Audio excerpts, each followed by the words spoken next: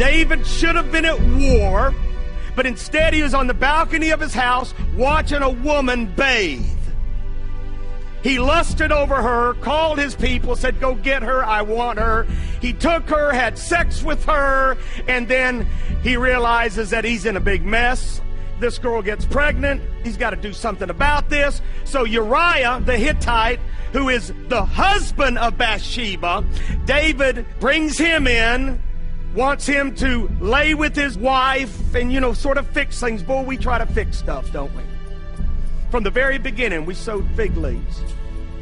From the very beginning, we try to fix our sin, try to cover up our sin. You can't cover it up. You got to get it washed clean. God's got to take care of it. So Uriah the Hittite, eventually, David sends him to the front line and has the husband killed. Okay, so now David is an adulterer and a murderer. And in 2 Samuel chapter 12, verse 1, look at this. Then the Lord sent Nathan to David, prophet. And he came to him and said to him this story. There were two men in one city, one rich and the other poor. The rich man had exceedingly many flocks and herds, but the poor man had nothing except one little ewe lamb which he had bought and nourished, and it grew up together with him and with his children. It ate of his own food and drank from his own cup and lay in his bosom, and it was like a daughter to him. And a traveler came to the rich man who refused to take from his own flock to prepare one for the wayfaring man who had come to him, but he took the poor man's lamb and prepared it for the man who had come. Prophet of God telling a story, and the sinner listening. So David's anger was greatly aroused against the man, and he said to Nathan, as the Lord lives, the man who has done this shall surely die. And he shall restore fourfold for the lamb, because he did this thing and because he had no pity. Then Nathan said to David, you are the man.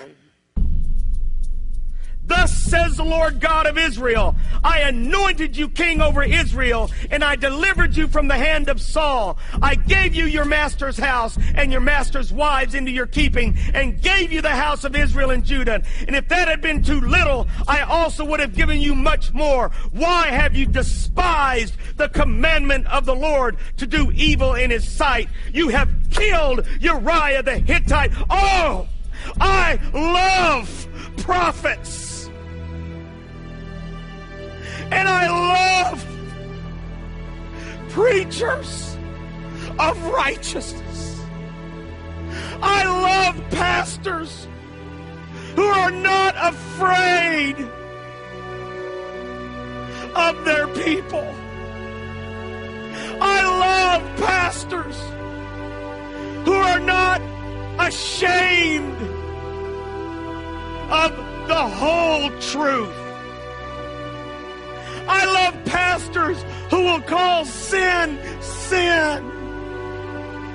Even if it means losing the biggest giver in the church. I love pastors. Dear Jesus, some of you are watching at home.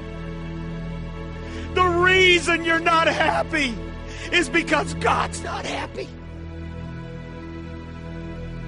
The reason you're not happy, and you got all kinds of stuff, but you're not happy with yourself because you've wavered. And the truth has been set to the side. You just give enough truth to make the people happy, but you don't share the whole truth. Nathan, as he's sharing this, David could have pulled out a sword and sliced off his head. Shut up, Nathan. Get out of my life. This is David.